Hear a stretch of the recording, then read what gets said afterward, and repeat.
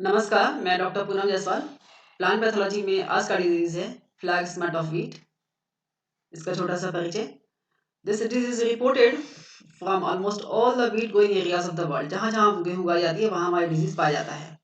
सबसे पहले इसको ऑस्ट्रेलिया में 1868 में रिपोर्ट की गई थी। इंडिया में इसको बटलर ने 1918 में रिपोर्ट किया था। और ये जगह कहाँ थी जहाँ से रिपोर्ट की गई थी? वेस्ट बंगाल में लायलपुर से इसको रिपोर्ट की गई थी सबसे पहले। उसके बाद ये डिजीज को इंडिया के अलग अलग पार्ट से सब कई बार रिपोर्ट की गई है। विशेष रूप से जहाँ जहाँ गेहूँ उगाए जाते हैं, जैसे कि पंजाब, हरियाणा, हिमाचल प्रदेश, मध्य प्रदेश, दिल्ली, यूपी, बिहार और राजस्थान से। ये रहा डिजीज का सिम्टम्स। बहुत ही इलांगेटेड स्टेप्स बनते हैं इस डिजीज में, उसके बारे में हम आगे पढ़ेंगे। इफेक्ट्स ऑफ द डिजीज, क्या प्रभाव होता है इस डिजीज का प्लांट के ऊपर। Although the disease does not show any widespread occurrence, बहुत ज़्यादा इसको फैलाव नहीं है इसका, लेकिन it causes considerable loss whenever evident। जब भी ये होता है नुकसान तो पहुंचाता है पौधे को। कैसे पहुंचाता है? रिड्यूस यील्ड, पैदावार कम हो जाती है। कारण ये कि जो complete loss of the productivity, ये ग्रेन्स जो होती हैं उनका प्रोडक्टिविटी बहुत कम हो जाता है, ग्रेन्स नहीं बनती, और यही इसका सबसे सिग्निफिकेंट इफेक्ट है। बेरी ने 1957 में इसको एस्टिमेट किया था कि होने वाला इसका नुकसान कितना है। तो उन्होंने ये एस्टिमेट किया कि as high as up to 75% जो है नुकसान हो जाता है, फसल उसकी खराब हो जाती है। और ज़्यादातर जो इसके एरियाज है जहाँ पर ज़्यादा डोमिनेंट है डिजीज, जैसे पंजाब, हिमाचल प्रदेश एंड हरियाणा, जो गेहूं के उगाने वाले मुख्य क्षेत्र है वो यही है। यहाँ देख सकते हैं ये ब्लैक कलर के, डार्क ब्राउन कलर के धब्बे जगह जगह फैले हुए हैं। और इस तरह से जो लीफ का प्रोडक्ट, जो फोटोसिंथेटिक एरिया है, उसको भी ये कम कर देता है, और इसीलिए जो फूड स्टार्च जो स्टोर होता है सीड्स में वो नहीं हो पाता। सिम्टम्स क्या होते हैं इसके? लीव्स एंड लीफ शीट्स, इन पे सबसे ज़्यादा प्रभाव पड़ता है इस डिजीज का, लेकिन कभी कभी stem, curls and ear are also occasionally affected. बालियों पे ये कम दिखाई देते हैं। अर्ली सिम्टम, जो शुरुआत के जो लक्षण होते हैं, दिस इंक्लूड्स लेप्रस स्पॉट, कोढ़ के जैसे स्पॉट्स बन जाते हैं पत्तियों के ऊपर, and bending and twisting of the coleoptile. जो नए सीडलिंग के कोलियोप्टाइल्स होते हैं वो ट्विस्ट हो जाते हैं, बेंड हो जाते हैं। यहाँ आप देख सकते हैं दीज आर ट्विस्टिंग, ये पत्तियां बिल्कुल लिपट गई हैं, इस तरह से ऐंठ गई हैं। This is bending and twisting of the coleoptile. यहाँ देख सकते हैं ये पत्तियां इस तरह से, दिस इज द बेंडिंग, ये मुड़ गई है इस तरह से। उसके अलावा grey to greyish black linear sori, grey या ग्रेइश ब्लैक कलर की जो लीनियर लंबे लंबे धब्बे बनते हैं पत्तियों के ऊपर, लीफलेट के ऊपर एंड लीफ शीट के ऊपर। First the सोराई develop under the epidermis, सबसे पहले एपिडर्मिस के अंदर बनते हैं। माइसीलियम एंटर होने के बाद अंदर से धब्बे बनाती हैं, और जब बाद में जब माइसीलियम पूरा भर जाता है अंदर मेसोफिल सेल के बीच बीच में, then epidermis ruptures, epidermis rupture हो जाती है, और black powdery mass of spores जो होते हैं वो एक्सपोज हो जाती है सरफेस पे। And finally the leaf tissue disintegrate along the sori, जहां पर ये सोराई बनते हैं, धब्बे बनते हैं, वहां जो लीफ टिश्यू है वो नष्ट हो जाती है पूरी तरह से। उसके बाद जो twisting and bending, drooping, twisting, bending, ये जो कैरेक्टर्स हैं इस सिम्टम्स के, वो दिखाई देने लगते हैं। जो इन्फेक्टेड पत्तियां होती हैं वो बिल्कुल ऐंठ जाती हैं, लटक जाती हैं और झड़ जाती हैं, शेडिंग में झड़ जाती हैं, and resulting in death of the whole plant. और चूंकि पत्तियां नहीं है, भोजन बनाने वाला कोई नहीं है, इसलिए जो पूरा प्लांट है वो ड्राई, सूखे जैसा हो जाता है, नष्ट हो जाता है। इन्फेक्टेड प्लांट्स में हैव इंक्रीज लीफ प्रोडक्शन, कभी कभी शुरुआती जो इन्फेक्शन होता है उसमें लीफ प्रोडक्शन बढ़ जाता है बहुत तेजी से, जो नोड्स होते हैं उसके एक्सिलरी बड्स बहुत तेजी से डिवाइड होते हैं और नई नई पत्तियां निकलने लगती हैं। सीड्स होते हैं वो स्टेराइल हो जाते हैं, and failure to produce heads, उसमें जो हेड्स बनते हैं, जो ईयर बनती हैं, वो नहीं बन पाते। If the infection takes place during the seedling stage, अगर बिल्कुल सीडलिंग स्टेज में जब नया पौधा निकल रहा होता है उस समय अगर इन्फेक्शन आ जाता है, the plants become severely stunted, plant बिल्कुल बौना रह जाता है और ईयर्स में बालियां नहीं लगती। लेकिन अगर इन्फेक्शन जो है वो लेट आता है, मेच्योर होने के बाद आता है, तो जो ग्रेन्स बनने चाहिए ईयर्स में वो बहुत ही श्रिवल्ड होते हैं, दुबले पतले होते हैं, पिचके हुए से होते हैं, एंड डू नॉट जर्मिनेट, और जर्मिनेट वेरी पुअरली, और ठीक से जर्मिनेट नहीं हो पाते हैं, अगर होते भी हैं तो वेरी बैडली होते हैं, बहुत ही लेट होते हैं। इसका कॉजल ऑर्गेनिज्म क्या है? Causal organism is fungi, urocystis agropyri is the causal organism of flag smut of wheat. इसका सिस्टमैटिक पोजीशन क्या है? Kingdom mycota, division eumycota, subdivision basidiomycotina, class ustilaginomycetes. Order urocystidales, family urocystidaceae, genus urocystis and species agropyri. अब इस fungi के बारे में थोड़ा सा, जो फंजाई है दैट प्रोड्यूसेस बेसिडियोस्पोर्स एंड टेलियोस्पोर्स, ये बनाते हैं टेलियोस्पोर को ही टेलियोस्पोर्स कहते हैं। जो टेलियोस्पोर्स बनते हैं, that are borne in tiny balls, छोटे छोटे बॉल्स में बने हुए होते हैं ये, और each ball contains 1 to 6 spores, एक एक बॉल में 1 से 6 स्पोर्स तक जुड़े हुए होते हैं। And which are surrounded by a layer of sterile peripheral cells, और ये जो बॉल बन जाती है 1 से 6 स्पोर्स की, इसके चारों तरफ एक स्टेराइल सेल्स की कवरिंग होती है, स्टेराइल पेरिफेरल सेल्स के ऊपर चारों तरफ सराउंड करते हैं। यहाँ आप चित्र देख सकते हैं, दिस इज द बॉल, इस बॉल के अंदर 1 से लेकर 6 तक स्पोर्स होंगे, एंड these are जो सेल्स हैं, हाईलाइन सेल्स दिखाई दे रहे हैं, these form the sterile peripheral cells, इसको चारों तरफ से घेरे रहती हैं। स्पोर्स कैसे होते हैं? स्पोर्स इज ग्लोबोस और सबग्लोबोस हो सकते हैं, कलर इसका रेडिश या ओलिवेशियस कलर हो सकता है, वॉल इसकी स्मूथ होती है। दे जर्मिनेट इन सीटू, जहां ये बनते हैं स्पोर्स वहीं जर्मिनेट होते हैं, फॉर्मिंग अ शॉर्ट प्रोमाइसिलियम, एक छोटा सा प्रोमाइसिलियम बनाते हैं जर्मिनेट होने के बाद, टेलियोस्पोर्स। इस प्रोमाइसिलियम को बेसिडियम कहते हैं, और इस बेसिडियम में 1 से 2 सेप्टा हो सकते हैं। At the distal end of the promycelium, जो बेसिडियम बनता है, जो लंबा एक टेलियोस्पोर्स के जर्मिनेट होने के बाद जो बेसिडियम बनता है, उसके टिप पर प्राइमरी स्पोरिडिया बनते हैं, जो संख्या में 1 से 4 तक हो सकते हैं।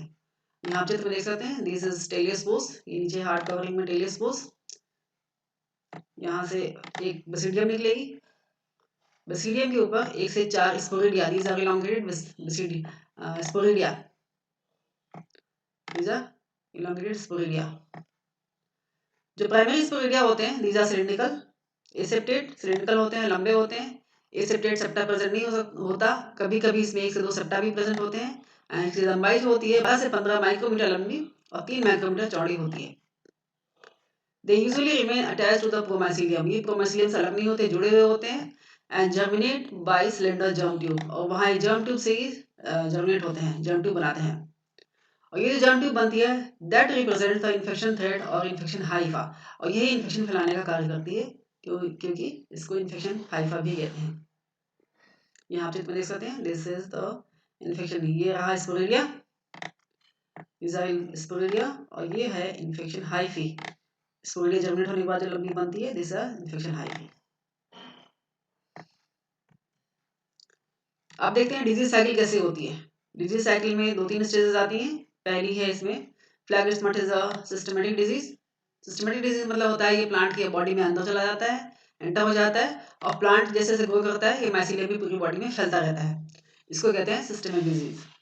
पहली स्टेज होती है पेरिनेशन डिजीज साइकिल की। तो ये पेरिनेशन मतलब है कि जब रेस्टिंग स्टेज होता है, जब होस्ट अवेलेबल नहीं होता, उस समय इसके सीड जो कोलिडिया है, टेलियोस्पोर्स है, वो कहाँ रहते हैं, कहाँ पर अपना रेस्ट करते हैं। The disease is soil as well as seed borne, soil borne भी होता है एंड सीड बॉर्न भी होता है।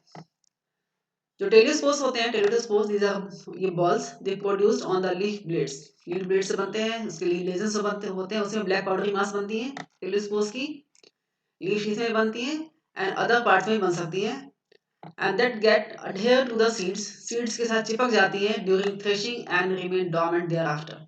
ये जब थ्रेशिंग की जाती है, फसल की कटाई होने के बाद उसको जब खेत में उसको पटक के दाने अलग किए जाते हैं, उस समय ये सीड के साथ चिपक जाती है, और उसके बाद उसके साथ डोर्मेंट पड़ी रहती है सीड के साथ। मोreover the spore balls reach the soil, कभी कभी ये स्पोर्स बॉल जो होते हैं सॉइल में पहुंच जाते हैं प्लांट डेब्रिस के साथ at the time of harvesting के टाइम में, और इस तरह से सॉइल में ये कई साल तक पड़े रह सकते हैं। इसलिए जो टेलियोस्पोर्स है वो एक तरह से इसका रेस्टिंग स्पोर भी है या पेरिनेटिंग बॉडी भी है। अब देखते हैं प्राइमरी इन्फेक्शन कहाँ से आता है। At the time of the favourable condition, जैसे ही फेवरेबल कंडीशन आता है नेक्स्ट सीजन में, जब टेलियोस्पोर्स जर्मिनेट हो जाते हैं, और जर्मिनेट होकर जो अभी अपने आगे बढ़ा, ये प्रोमाइसीलियम या बेसिडिया बनाते हैं। बेसिडिया के ऊपर बनेगी प्राइमरी स्पोरिडिया, जिसको बेसिडियोस्पोर्स भी कहते हैं, जो इलॉन्गेटेड होते हैं। दे प्राइमरी जो इन्फेक्शन प्राइमरी स्पोरिडिया जो है that produce germ tubes, germ tube को ही इन्फेक्शन हाइफी कहते हैं, ये भी आपको पहले बता दिया। जर्म ट्यूब बनाते हैं, एंड ये जो जर्म ट्यूब बनते हैं, इन्फेक्शन हाइफी बनते हैं, that infect seedling and young coleoptile, ये सीडलिंग स्टेज में पौधा इन्फेक्टेड हो जाता है। After the seedling is infected, एक बार सीडलिंग इन्फेक्ट हो गई तो माइसीलिया जो है उस बॉडी के साथ प्लांट होस्ट प्लांट के साथ सिस्टमिक हो जाता है और दोनों साथ साथ ग्रो करते हैं। जैसे जैसे प्लांट की बॉडी बड़ी होगी फंजाई भी जो है उसके अंदर अंदर फैलता जाता है। और ये जो ग्रोथ है ये intercellular as well as intracellular भी होता है, सेल के अंदर भी होती है और सेल के जो दो सेल के बीच में जो खाली स्थान होता है वहाँ भी होता है। And it begins to sporulate on the leaf blades, और ये लीफ ब्लेड के ऊपर स्पोर्स बनाते हैं। जब लेजन्स बनने के बाद जहाँ लेजन्स बनते हैं वहाँ ये पे आगे स्पोर्स बनाते हैं लीफ पे, लीफ ब्लेड पे and other parts of the plant. फिर सेकेंडरी इन्फेक्शन कैसे होता है? एक बार प्राइमरी इन्फेक्शन तो आ गया रेस्टिंग पीरियड के बाद, उसके बाद जब वो साइकिल बार बार रिपीट होती है सेम सीजन में, इसको कहते हैं सेकेंडरी इन्फेक्शन। लेकिन इस केस में फ्लैगस्मट डिजीज में no secondary infection during the same growing season has been reported. इसमें सेम सीजन में कोई ऐसा स्पोर नहीं बनता जो कि तुरंत जर्मिनेट हो, इसलिए सेकेंडरी इन्फेक्शन नहीं फैलता। ऐसे कौन कौन से कंडीशंस होते हैं जो इस डिजीज को फेवर करते हैं? प्री डिस्पोजिंग फैक्टर्स कौन कौन से होते हैं? बहुत सारे इन्वायरमेंटल फैक्टर्स होते हैं जैसे कि soil moisture, soil temperature, soil का pH, cultural practices. Cultural practice में होती है कि हम पौधे को सीड्स को कब लगाते हैं और कितनी गहराई पे लगाते हैं। उसके अलावा वैरायटी ऑफ होस्ट, होस्ट की कौन सी वैरायटी यूज कर रहे हैं। ये जो सारी कंडीशंस हैं ये pre dispose the seedling infection. यही वो फैक्टर्स हैं जो इसको इन्फेक्शन को उस पर प्रभाव डालते हैं। जो टेम्परेचर रेंज है ये 20 से 22 डिग्री सेंटीग्रेड तक होता है ऑप्टिमम। अगर इतना टेम्परेचर मिले 20 से 22 डिग्री सेंटीग्रेड तो ये आसानी से जर्मिनेट होते हैं और इन्फेक्शन तेजी से फैलता है। सॉइल में अगर 40% मॉइस्चर अवेलेबल है तो ये डिजीज इंसिडेंस को बढ़ा देता है, यहाँ डिजीज तेजी से फैलते हैं। Deep sowing of the seed को बहुत गहराई में लगाते हैं तो help successful infection and disease occurrence, तो यहाँ पर जो डिजीज है वो आसानी से पौधे में फैलती है। यहाँ देखते हैं इसकी डिजीज साइकिल कैसी होती है। ये है डिजीज साइकिल का डायग्राम। ये है स्पोर्स बॉल्स जो कि पिछले सीजन के स्पोर्स बॉल सॉइल में पड़े रहते हैं, that they overwinters as spore ball in soil, या फिर सीड में पड़े रहते हैं। जब सीजन फेवरेबल आता है अगले सीजन में तभी टेलियोस्पोर जर्मिनेट होते हैं और प्रोमाइसीलियम एंड स्पोरिडिया बनाते हैं। ये एक चित्र है, दिस इज टेलियोस्पोर्स। इसमें ये बनाते हैं प्रोमाइसीलियम और इसके ऊपर 4 स्पोरिडिया जो इलांगेटेड होते हैं शेप में, दिस इज स्पोरिडिया। ऑटम सीजन में जब सीडलिंग निकलने लगती है, जब पौधा लगाया जाता है और नया पौधा उगता है, then the spring sporidia germinate mycelium infect seedling. जो स्पोरिडिया जर्मिनेट होते हैं और ये सीडलिंग को इन्फेक्ट करते हैं। उसके बाद the fungus grow systematically with in the plant, तो प्लांट के साथ ही ये अंदर अंदर फैलने लगता है, सिस्टमेटिक हो जाता है। एंड जो सुराई होती है वो develops between the veins and the leaves and gloves के ऊपर ये लंबे लंबे स्ट्रिक्स के फॉर्म में, ये लंबी लंबी धारियों के रूप में सिम्टम दिखाई देते हैं। और बालियों में जब आती है वो इस कंडीशन में आती है, यहाँ पे coil drooping, threshing and bending of the coleoptile, और सीडलिंग में भी आती है ये। And the sori erupts releasing spore balls containing teliospore. जब इसके मेच्योर होने के बाद या बन जाने के बाद जब थ्रेशिंग की जाती है, पौधे को काट के जब उसको दाने निकाले जाते हैं फील्ड में ही, उस समय the sori erupts releasing spore ball, तो सोलाई वो बर्स्ट हो जाती है और स्पोर बॉल को रिलीज करती है जो टेलियोस्पोर्स को कैरी करती है स्पोर बॉल, और ये स्पोर बॉल सॉइल में पड़े रहते हैं और अगले सीजन में ये नया इन्फेक्शन कॉज करते हैं। तो इसमें कोई सेकेंडरी साइकिल नहीं पाया जाता, ये जो भी इन्फेक्शन होता है वो प्राइमरी इन्फेक्शन के द्वारा ही होता है। And this is the disease cycle. अब इस डिजीज को कंट्रोल कैसे करें? Best control is use of resistant varieties in conjunction with the seed treatment is most effective. अगर उसको सीड ट्रीटमेंट के साथ रेजिस्टेंट वैरायटी यूज करते हैं तो this is the most effective method of disease control. Pusa 4 and WG 377 variety has been found most resistant. सबसे ज्यादा resistant variety जो है वो पूसा 4 and WG 377 है। उसके अलावा सीड ट्रीटमेंट कैसे करते हैं? कॉपर सल्फेट एंड या फिर कॉपर कार्बोनेट के डस्ट को अगर स्प्रे किया जाए सीड के ऊपर तो ये सीड कंट्रोल जो माइसीलियम या स्पोर्स प्रेजेंट है सीड के ऊपर उनको कंट्रोल कर सकता है। इसका जो प्रोपोर्शन है वो ऐसे लेते हैं, 80 पाउंड सीड के ऊपर 2 ऑन सिर्फ ये सल्फेट, कॉपर सल्फेट या कॉपर कार्बोनेट का डस्ट यूज किया जाता है। उसके अलावा steeping the seed in formaldehyde solution, formaldehyde solution में डिप करते हैं। उसका जो प्रोपोर्शन है वो क्या होता है, 1 LB 1 पाउंड जो फॉर्मेल्डिहाइड सोल्यूशन है उसको 40 गैलन पानी में डिजोल्व करते हैं और उसमें सीड को ट्रीट करते हैं। उसके अलावा टेट्राक्लोरोनाइट्रोएनिसोल, इससे इसको भी काम में लिया जाता है सीड ट्रीटमेंट के लिए। इसके अतिरिक्त crop rotation, early sowing late, जो लेट सोइंग होती है पौधे की, आपने पढ़ा था कि डिजीज को कैसे प्री डिस्पोजिंग फैक्टर है कि deep sowing and late sowing जो है वो फेवर करता है डिजीज को, इसलिए अर्ली सोइंग करनी चाहिए जिससे कि इन्फेक्शन को स्किप कर जाते हैं ये प्लांट सीडलिंग्स। उसके अलावा बर्निंग ऑफ स्ट्रॉ जिसमें कि पैथोजन प्रेजेंट है, टेलिडोस्पोर्स के पैथोजन प्रेजेंट है टेलिडोस्पोर के फॉर्म में, अगर उसको जला दिया जाए तो वो टेलिडोस्पोर नष्ट हो जाते हैं और डिजीज को कैरी नहीं कर सकते। धन्यवाद। आशा करती हूँ टॉपिक आपको समझ में आ गया होगा। धन्यवाद।